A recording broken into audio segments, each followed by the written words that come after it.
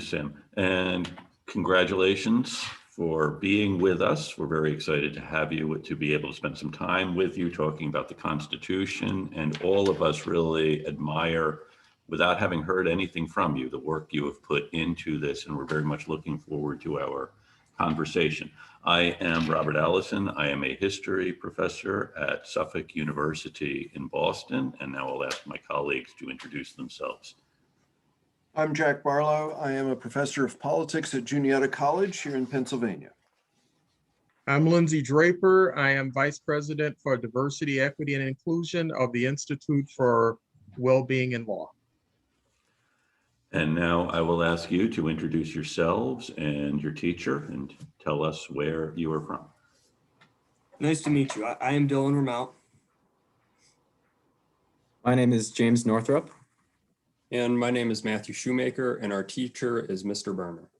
Hi, thanks for volunteering your time on a Saturday afternoon. We are from Westfield, New York, just right off Lake Erie. Thank you very much. It's great to be with you.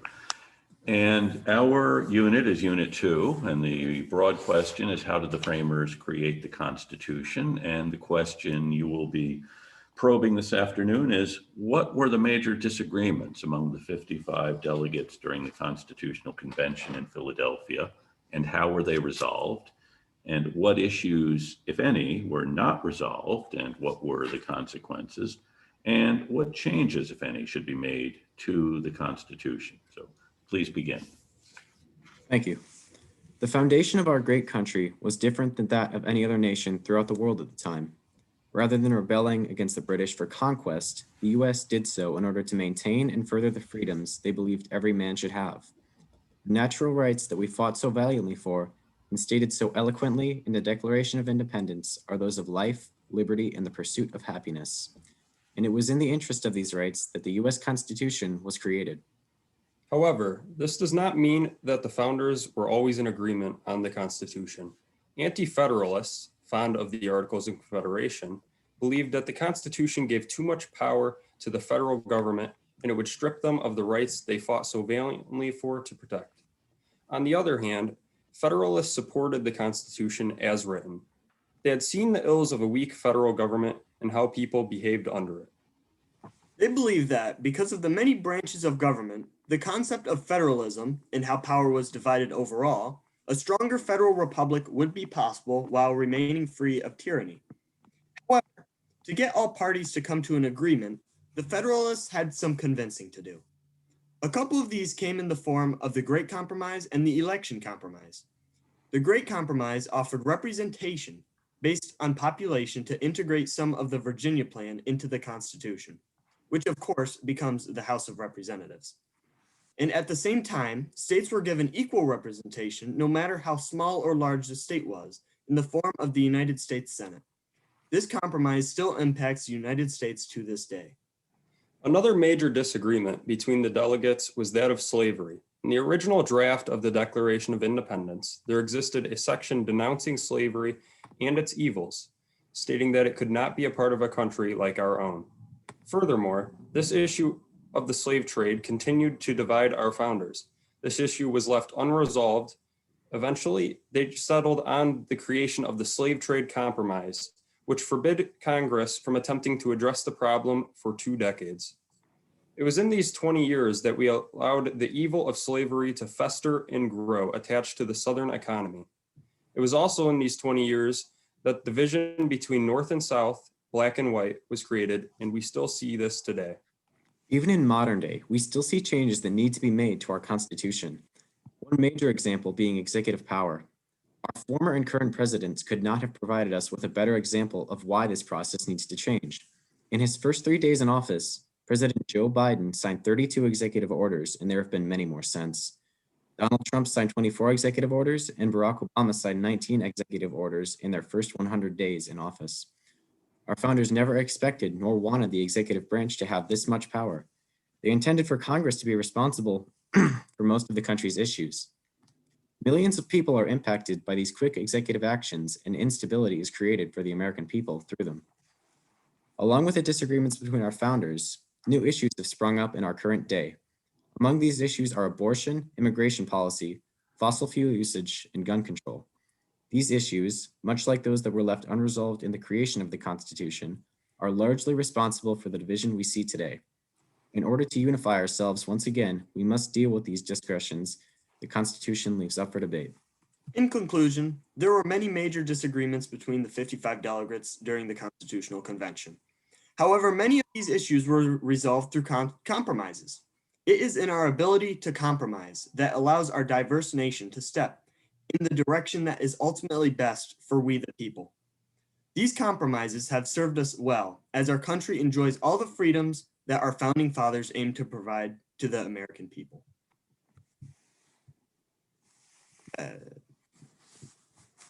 Thank you very much. I'm wondering, one of the reasons that the Federalists disagreed with having a Bill of Rights was they thought this would imply that the Constitution gave the federal government more power than it did. Were they right in not wanting to suggest that the government would have unlimited powers by putting in a Bill of Rights, which they didn't think would actually limit what the government could do? I realize I just framed that in a very convoluted way, but hopefully you'll be able to say something about whether the Federalists were right or wrong about a Bill of Rights. Well, I think the Anti-Federalists themselves understood that there would be some implied freedom of the people. However, lest they be lost to time, I believe it was important for the Anti-Federalists to have them written down and made a part of the Constitution, so that if the federal government ever did become too powerful, then they would have these rights to combat that power. It is very important that we have these Bill of Rights on paper so that even though there is this gray area in the Bill of Rights, at least we have something defined so that they cannot take it away. If we just simply did not have it on paper, then even state governments could take away our rights. It would no longer just be a federal government grasping for power. It would also be the state government that would have the power to take away our rights. The Constitution the goal of it was to be created perfectly, but nothing is created perfectly. Therefore, the Bill of Rights is there in order to ensure that the federal government cannot obtain too much power. We even see amendments today that need to be added to the Constitution because it's an ever-changing document, because throughout history, we the American people have changed.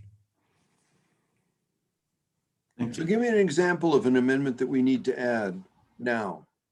So with the presidential pardon power, this is the only power within the Constitution that is left unchecked.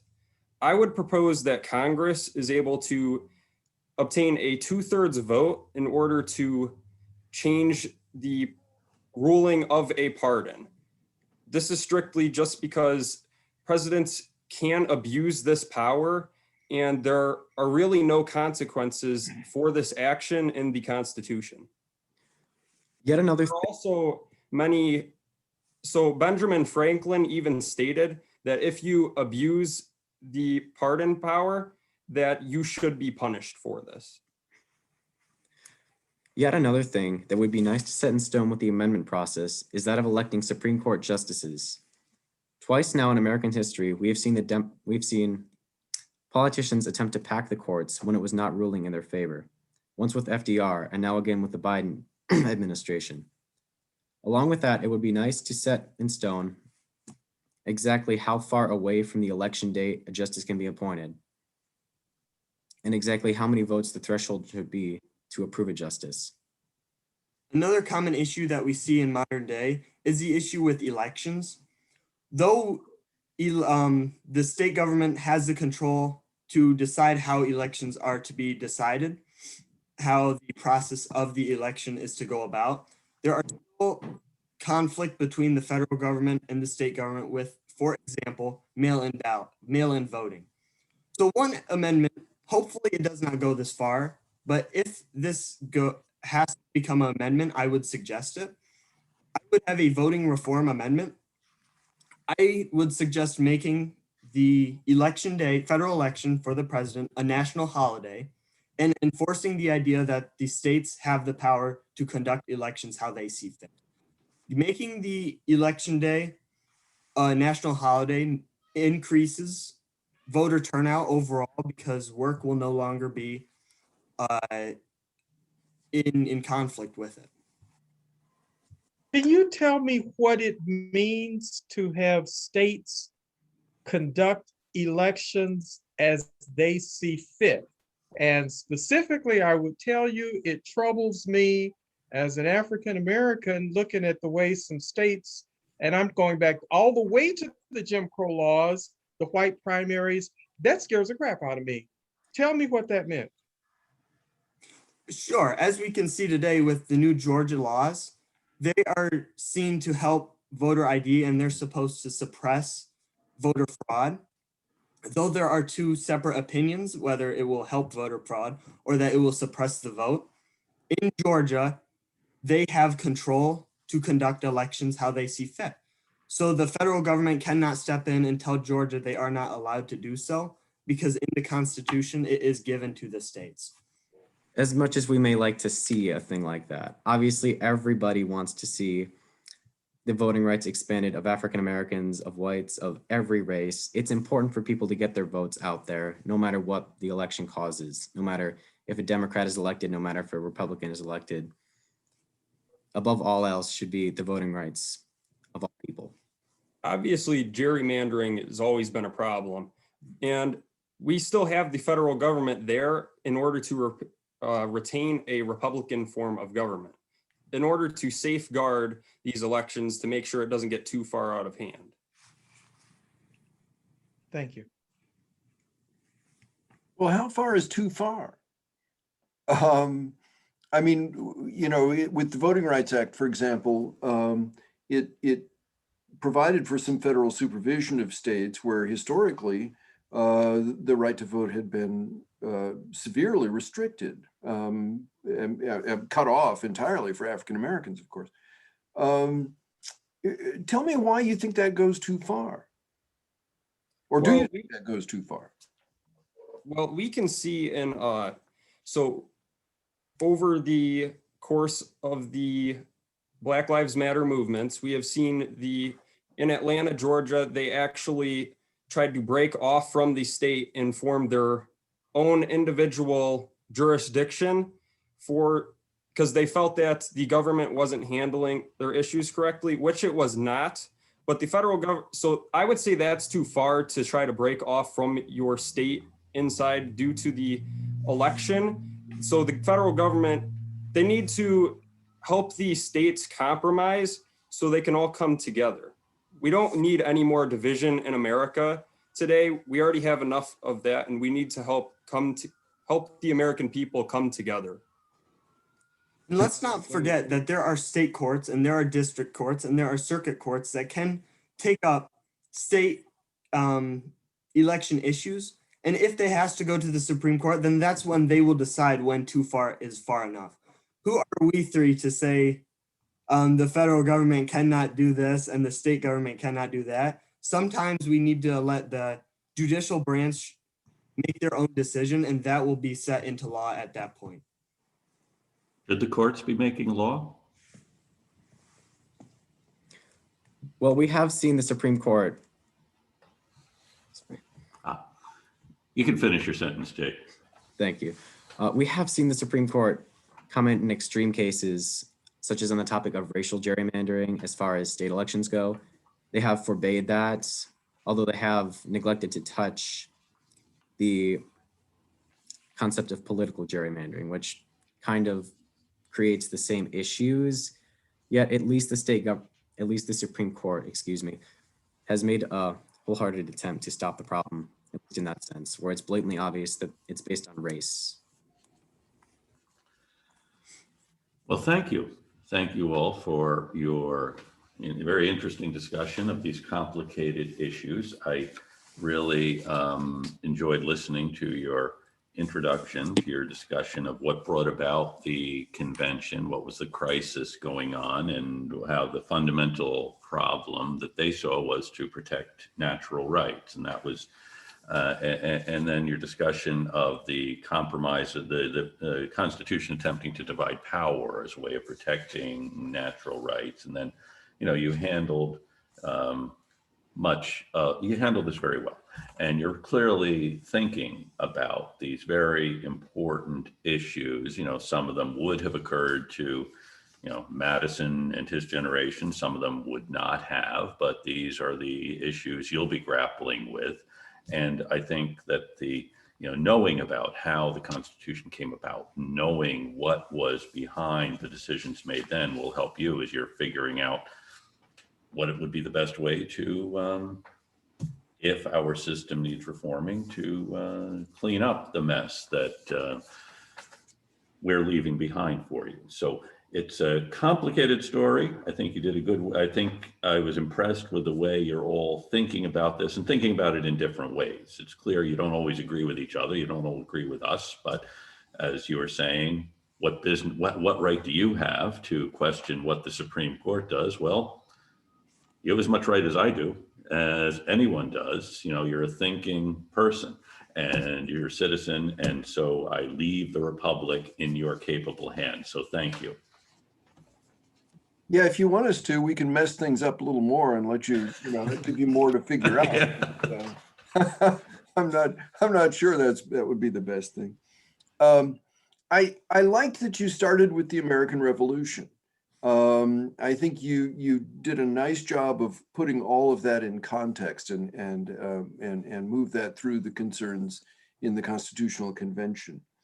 And I think that, I mean, you put a lot of detail in, mention a lot of things, and your concerns about division in the country, right? And how this these compromises exacerbated things. I mean, I think that's a really interesting concern.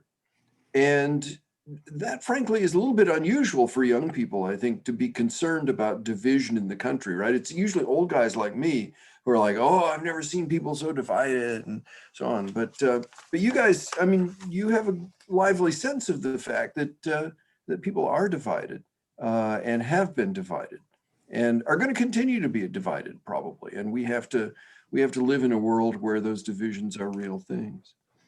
I'd caution you to be careful about executive orders.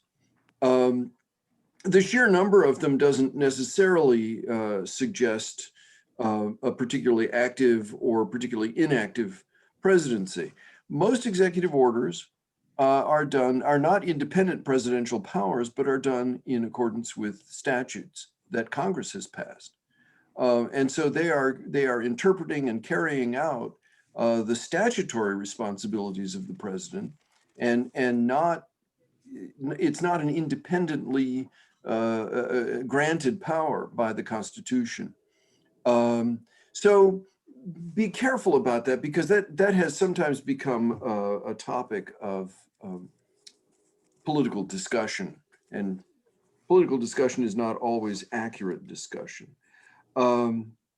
So I think that you talked about some of the unresolved issues today. I thought that was very nice.